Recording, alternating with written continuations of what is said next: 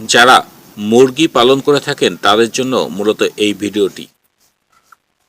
আজকের ভিডিওতে আমি আপনাদের দেখাতে যাচ্ছি মুরগির গাম্বুরো রোগ এর লক্ষণ এবং কিভাবে এই রোগ শনাক্ত করবেন এবং এই রোগে কোন ধরনের মেডিসিন ব্যবহার করে মুরগিকে সুস্থ করে তুলতে পারেন।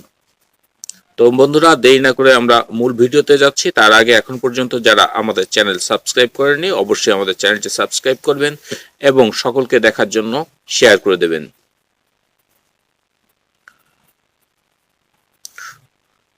মুরগির গাম্বুরো একটি ভাইরাসজনিত রোগ। সাধারণত 18-20 দিন বয়সে এই রোগটা সব থেকে বেশি দেখা যায়। বিশেষ করে উন্নত জাতের মুরগিতে এই রোগ সব থেকে বেশি দেখা যায়। এই রোগ শনাক্ত করার প্রথম ধাপ হচ্ছে আপনাকে মুরগির বাচ্চা দেখে শনাক্ত করতে হবে। বাচ্চার গতিবিধি আপনাকে পর্যবেক্ষণ করতে হবে।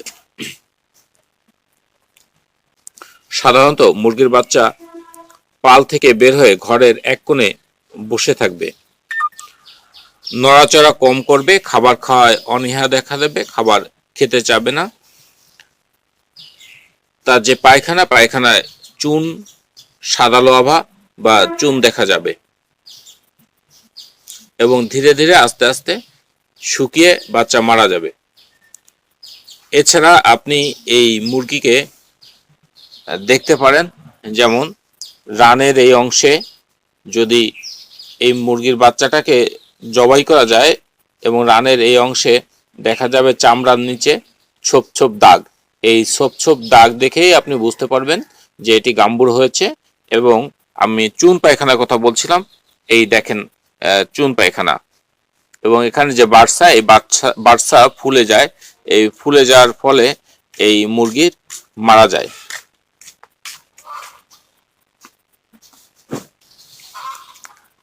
গাম্বুরো রোগের আরেকটি প্রধান বৈশিষ্ট্য হচ্ছে এই রোগের ফলে মুরগির পালক নিচের দিকে ঝুলে যায়, যেমনটি আপনারা এখানে ভিডিওতে দেখছেন।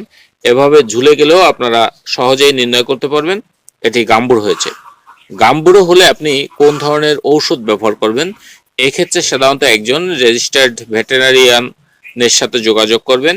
তাছাড়া যদি তাকে না পাওয়া যায় সেক্ষেত্রে প্রাথমিক অবস্থায় আপনারা যেটা করতে পারেন সেটি হচ্ছে মুরগির বাচ্চাকে 1 লিটার পানিতে সিপ্রোফ্লক্সাসিন ঔষধ 1 ml এবং অ্যামোক্সাসিলিন ঔষধ 1 গ্রাম, সাথে ভিনেগার এবং স্যালাইন এটি একভাবে 5 দিন পর্যন্ত প্রয়োগ করতে পারেন। এছাড়া এই মুরগির বাচ্চা যেখানে থাকবে সেখানে দ্রুত একে লাঠির মাথায় পলিথিন বেঁধে দাবড়ানোর চেষ্টা করবেন। সে যদি দৌড়দৌড়ি করে তো সেই ক্ষেত্রে তার পানি পিপাসার লাগবে এবং যখন ওই পানি বেশি খাবে তখনই এই মুরগিও অনেক সুস্থ হবে। মাঝে মাঝে আপনারা চিনির পানি বা গুড়ের পানিও এক্ষেত্রে ব্যবহার করতে পারেন। আমি আবারও বলে দিচ্ছি, যদি রেজিস্টার্ড ভেটেরিনারিয়ান চিকিৎসা নাই পান তো সেই ক্ষেত্রে 1 লিটার পানিতে 1 ml সিপ্রোফ্লক্সাসিন, 1 গ্রাম অ্যামোক্সাসিলিন, সাথে আপনারা স্যালাইন এবং গুড় বা চিনি অথবা ভিনেগারও ব্যবহার করতে পারেন।